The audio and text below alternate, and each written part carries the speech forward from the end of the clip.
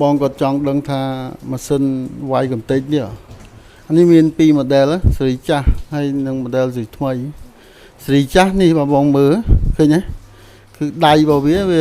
សាមញ្ញវាអត់មានកម្បាំងមានអីទេហើយផ្លែរបស់វាឃើញទេ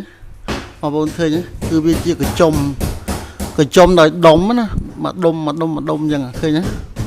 បាទហើយសម្រាប់ម៉ាស៊ីនកំទេចស៊េរីថ្មីបងប្អូនឃើញស្អាតទេវាមានកម្បាំងណាបាទវាមានកម្បាំងចឹងស្អាតជាងមុនហើយបើនិយាយពីផ្លែរបស់វានេះផ្លែរបស់វាព្រាយស្អាតហ្នឹងណាពេញហ្មងអញ្ចឹងការកាត់មានថាវាម៉ត់ស្អាតជាង model ចាស់បាទ model ថ្មីចឹងមើលទៅវាស្អាតណាស់វា design ហើយ model ចាស់នេះចាបងប្អូនយកមួយណាក៏បានដែរតាមចិត្តហើយបងប្អូនតាក់ទើមក Chem Tool មកតាម Telegram 09872579